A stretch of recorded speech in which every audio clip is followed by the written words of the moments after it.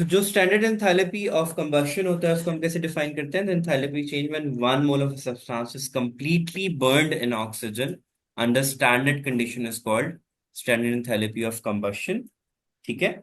जो फिर आती है स्टैंडर्ड एंथैल्पी ऑफ एटमाइजेशन, उसको हम कहते हैं enthalpy change when one mole of gaseous atoms are formed from its element under standard condition is called वो।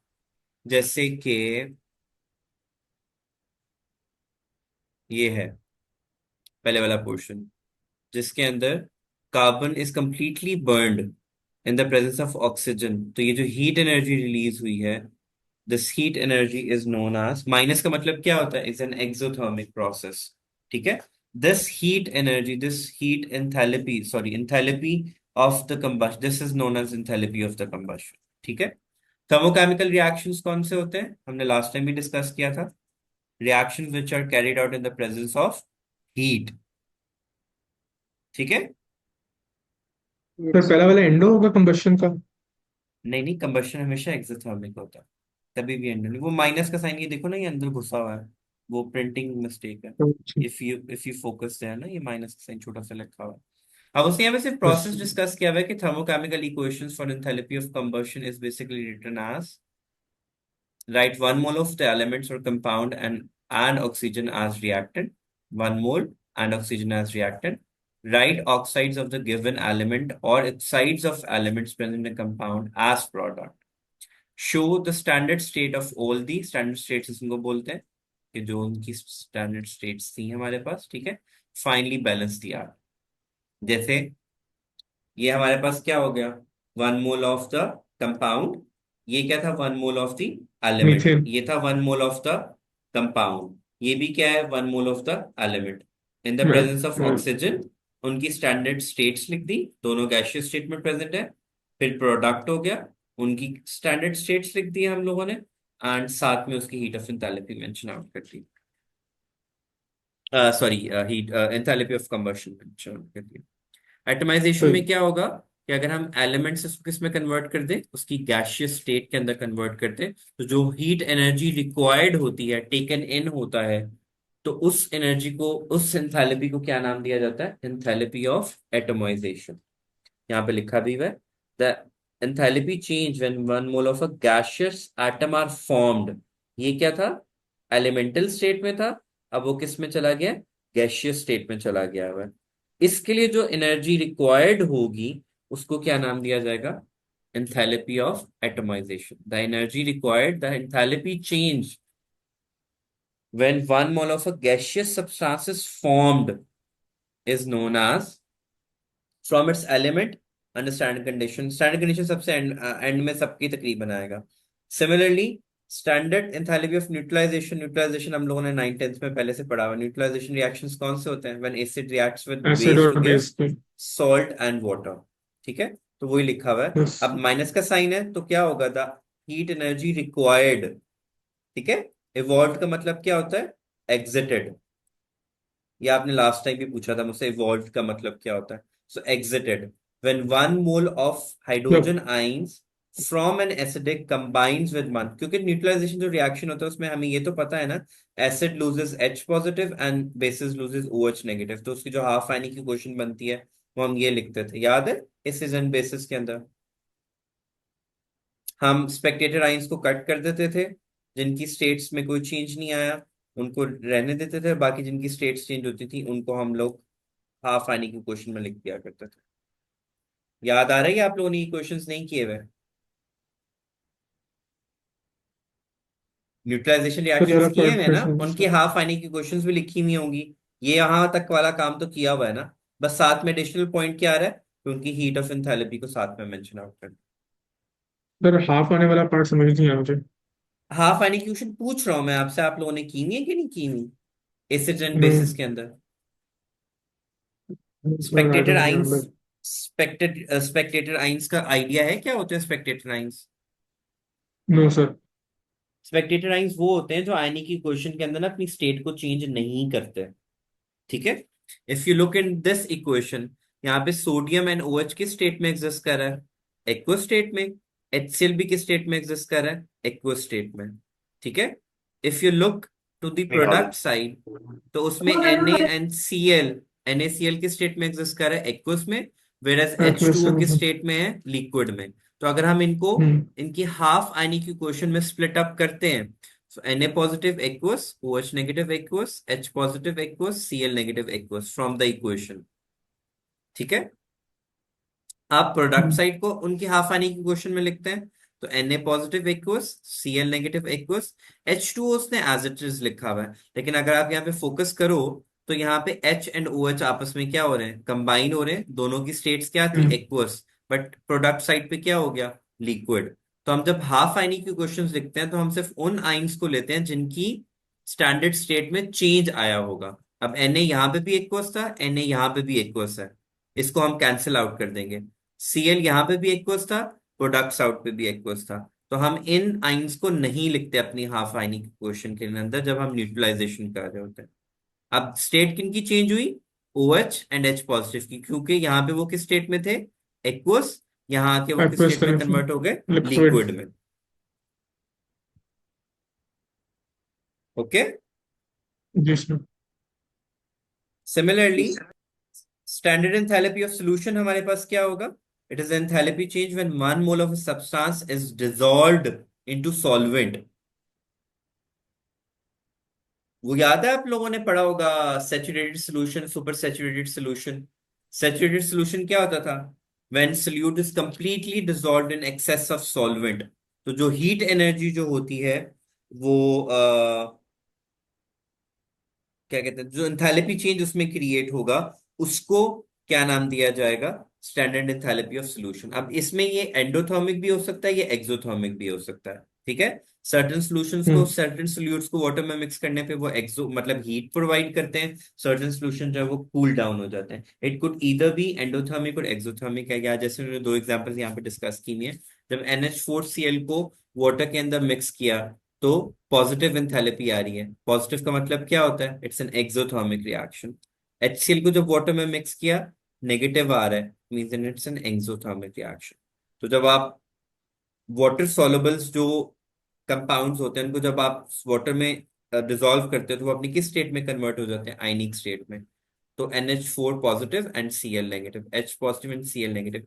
Have you guys worked on how the formula is formed, कि for example aluminium की oxidation state क्या होती है, +3। Oxygen की oxidation state क्या होती है, -2। जब फॉर्मूला हम्म। फॉर्म होता है तो उनकी ऑक्सीडेशन स्टेट्स आपस में क्या होती हैं, क्रॉस मल्टीप्लाई। तो फॉर्मूला क्या बन जाएगा, Al2O3। सिमिलरली अगर हम H की बात करें, H पे क्या स्टेट होती है, पॉजिटिव की, ऑक्सीजन पे क्या होती है, -2।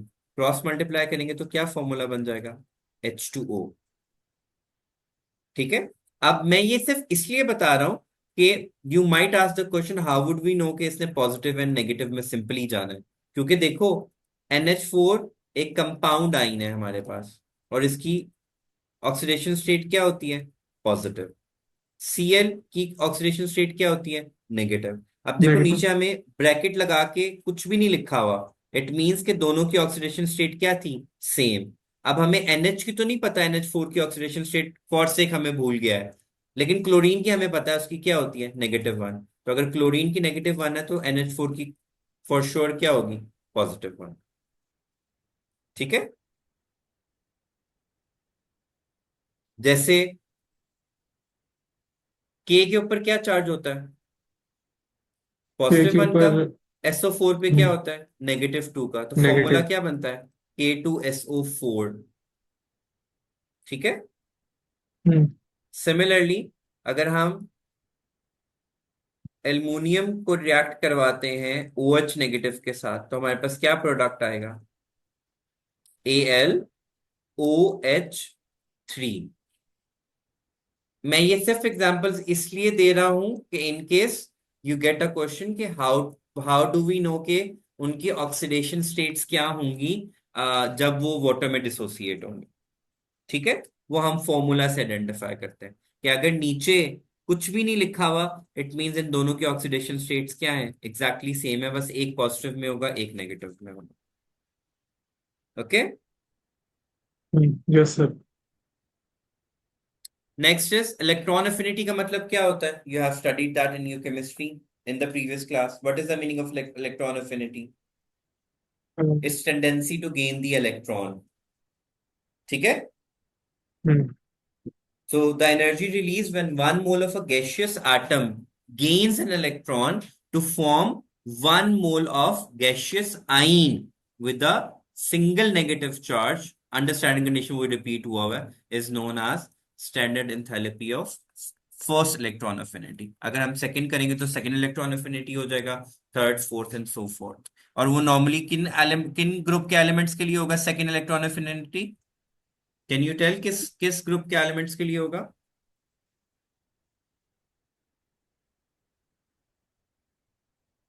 हसन, कैन यू टेल कि किन ग्रुप के एलिमेंट्स के लिए second electron affinity and third electron affinity discuss करेंगे हम लोग?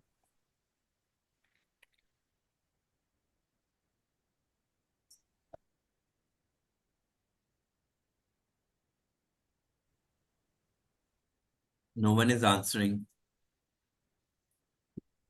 सर इलेक्ट्रॉन एफिनिटी तो जितनी ज्यादा पावर होती है इलेक्ट्रॉन को अट्रैक्ट करने के लिए। First electron affinity and second electron affinity का मैं क्वेश्चन आपसे पूछ रहा हूँ. कौन से ओ ग्रुप के element second electron affinity and third electron affinity देंगे? ग्रुप 6 एंड ग्रुप 5 के एलिमेंट्स, क्योंकि उनको 2 और 3 इलेक्ट्रॉन्स रिक्वायर्ड होते हैं टू सर मुझे कंप्लीट द क्वेश्चन आउटर अब समझ मोशन. आया। मुझे क्वेश्चन अब समझ आया, तो मुझे लगा शायद आप पूछ रहे थे कि कौन सा एलिमेंट होगा। मुझे एलिमेंट ग्रुप ग्रुप पूछा था मैंने. नेक्स्ट, लेटेस्ट एनर्जी को कैसे डिफाइन करते हैं? The energy release when one mole of an ionic compound is formed from it's constituent gaseous ions is known as latest energy. ठीक है? कि आयनिक कंपाउंड्स से, उनके कॉन्स्टिट्यूएंट गैशियस आइन से आयनिक कंपाउंड की जब फॉर्मेशन होती है, that is known as lattice energy. और नेगेटिव साइन क्यों है? क्योंकि हमने पढ़ा है बॉन्ड NaCl के अंदर हमारे पास, वैसे नॉर्मली तो ये होता है ना कि बॉन्ड मेकिंग में एनर्जी रिलीज होती है, बॉन्ड ब्रेकिंग में जो एनर्जी जो है वो एब्जॉर्ब होती है. सर मुझे आपकी वाली बात समझ नहीं आई जब आपने कहा था कि फर्स्ट इलेक्ट्रॉन एफिनिटी क्या होता है, सेकंड इलेक्ट्रॉन, ये वाली बात समझ नहीं आई।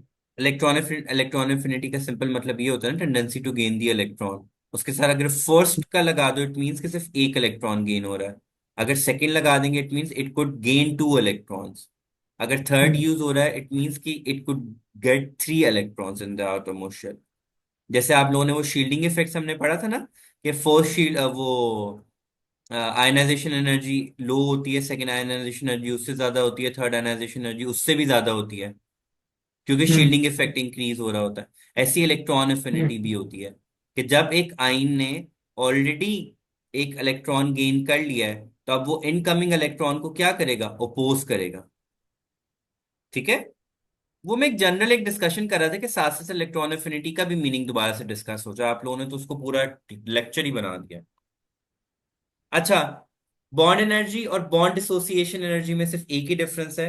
सॉरी, दो टर्म्स होती हैं. एक बॉन्ड डिसोसिएशन एनर्जी होती है और एक बॉन्ड एनर्जी होती है. बॉन्ड डिसोसिएशन एनर्जी हम तब कहते हैं कि जब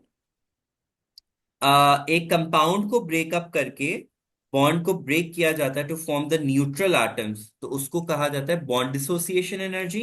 and when neutral atoms combine together to form a compound, that is known as bond energy. I repeat कि जब बॉन्ड ब्रेक किया जाता है to form the neutral atoms, उनको क्या नाम दिया जाता है? Bond dissociation energy. डिसोसिएशन का मतलब होता है ब्रेक करना. तो do we understand the bond dissociation energy and bond energy? Definition है बेसिकली.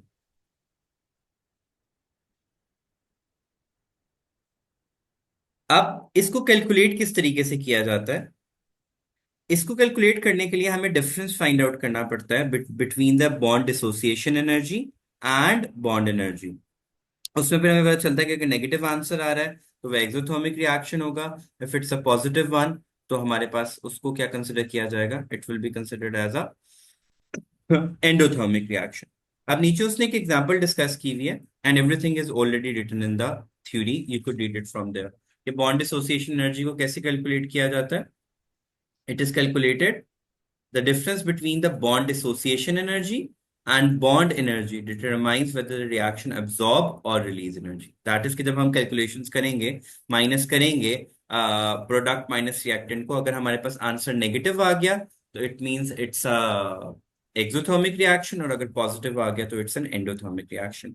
अब इन द फॉलोइंग एग्जांपल उसने H2 एंड Cl2 की एनर्जी दी हुई है विच इज 436 किलो जॉल्स पर मोल एंड 243 किलो जॉल्स पर मोल। उसने bond energy of HCl calculate करने को बोला हुआ है। ठीक है, उसके लिए हमें बैलेंस केमिकल इक्वेशन चाहिए। उसने यहाँ पे लिखी नहीं हुई, लेकिन बैलेंस केमिकल इक्वेशन कैसे बनेगी?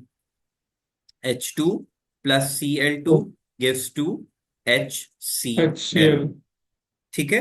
अब यस। यहां से उसने कहा था कि कैलकुलेट करो बॉन्ड एनर्जी को। हमारे हाँ। पास सबसे पहले तो हमने यहाँ पे बॉन्ड एनर्जी को कैलकुलेट किया। बॉन्ड एनर्जी, ऑब्वियसली रिएक्टेंट्स की एनर्जी पहले ऐड होगी, देन उसको प्रोडक्ट में से माइनस करेंगे। लेकिन हमें प्रोडक्ट की उसने एनर्जी दी ही नहीं हुई, उसने कैलकुलेट करने को बोला हुआ है।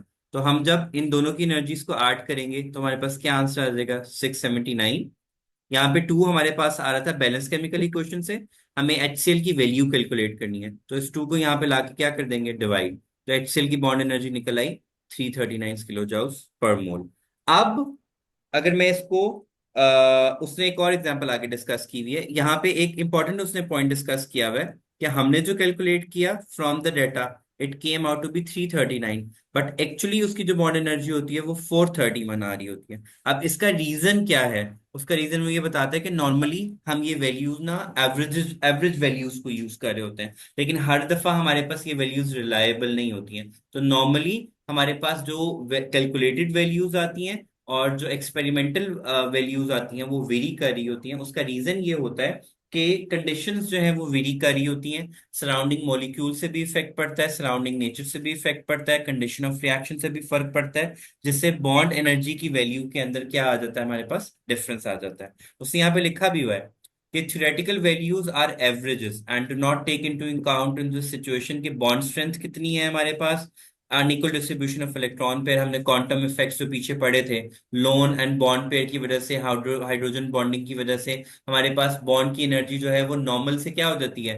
ज्यादा स्ट्रांग हो जाती है। तो वो वैलिडेट कर रहा है कि हमने जो एनर्जी कैलकुलेट किया बट जो एक्सपेरिमेंटल वैल्यू आया वो वेरी कर रहा था। उसकी वेरिएशंस की रीजंस बहुत सारी हो सकती हैं, जिनमें से एक उसने यहाँ डिस्कस कर दी कि लोन बॉन्ड पेयर की एनर्जी डिफरेंस की वजह से जो एक डायपोल डायपोल फोर्सेस क्रिएट होती हैं वो एक एडिशनल फैक्टर को ऐड कर देती है। इस वजह से हमारे पास वैल्यूज जो है, जरूरी नहीं है कि कैलकुलेटेड और एक्सपेरिमेंटल दोनों हमेशा सेम आए, क्योंकि कैलकुलेशंस में हम इन तमाम पैरामीटर्स को नहीं अकाउंट में ले रहे होते हैं, हम जनरल वैल्यूज को ले रहे होते हैं। लेकिन जब हम वो एक्सपेरिमेंट परफॉर्म कर रहे होते हैं और हमारे वो तमाम चीजें आ रही होती है तो ये चीजें ऑटोमेटिकली उसमें ऐड हो जाती हैं। तो अगर हम उन सब फैक्टर्स को ऐड करें तो हमारे पास वैल्यूज मैच कर सकती हैं। यानी 339 और इसका डिफरेंस जो क्रिएट हो रहा है, तो ये जो डिफरेंस आ रहा होगा ये नॉर्मली अकाउंट कर रहा होगा या तो लोन पेयर बॉन्ड पेयर की वजह से जो डायपोल डायपोल क्रिएट हो गया है हमारे पास, या इलेक्ट्रोनेगेटिव डिफरेंस की वजह से जो बॉन्ड एनर्जी इनहांस हो जाती है, वो उनको अकाउंट कर रही होती है इन तमाम चीजें।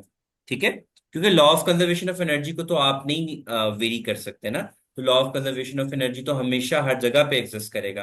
तो वो कहता है कि अगर आपने वो डिफरेंस फाइंड आउट करना है कि रिजल्ट्स में वेरिएशंस क्यों आ रही हैं, यू नीड टू सी के भाई बॉन्ड के अंदर कौन कौन सी कंडीशंस हैं ऐसी जो वेरी हो रही हैं जिसकी वजह से रिजल्ट्स के अंदर चेंज आ रहा है। ठीक है। अब नीचे उसने डिस्कस किया हुआ वाटर के केस में। अब वाटर के केस में उसने H2 की बॉन्ड एनर्जी ली, बैलेंस केमिकल इक्वेशन उसने यहाँ पे दी हुई है। Can you see the equation, या मैं थोड़ा सा ऊपर ले जाऊं? ओके, तो पढ़ लेता हूँ। अब देख सकते हैं आप लोग। जी।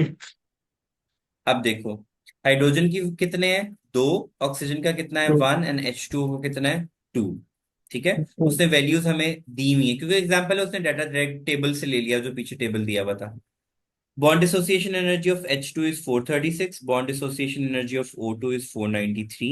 Bond dissociation energy of OH, क्योंकि H2O बेसिकली क्या होता है? ऑक्सीजन की दोनों साइड्स पे H लगा होता है ना, तो OH की उसने एनर्जी दी हुई है यहाँ पे। ठीक है। अब यहाँ पे 4 कैसे आया, कोई बता सकता है? यहाँ पे तो 2 लिखा हुआ है, यहाँ पे 4 कैसे आया? हाँ, क्योंकि सर H2O में कितने OH के बॉन्ड्स होते हैं? दो। ठीक है, तो वो दो और मल्टीप्लाई बाय 2 किया तो टोटल क्या हो गया, 4। हम्म। ठीक है। अब हमने क्या पढ़ा था, रिएक्टेंट्स माइनस प्रोडक्ट्स हमारे पास। ठीक है, तो रिएक्टेंट की वैल्यू क्या बनी ये, प्रोडक्ट की वैल्यू क्या बनी ये, आंसर क्या आया, ऑटोमेटिकली नेगेटिव। दैट शोज कि ये रिएक्शन क्या है, एक्सोथर्मिक। तो ठीक है। सर ये बॉन्ड डिसोसिएशन एनर्जी कैसे पता लगी थी? वो टेबल्स, टेबल ऊपर दिया हुआ है, वो पीछे देख लेना, ये वाले टेबल्स दिए हुए हैं, ये यहाँ से वैल्यूज।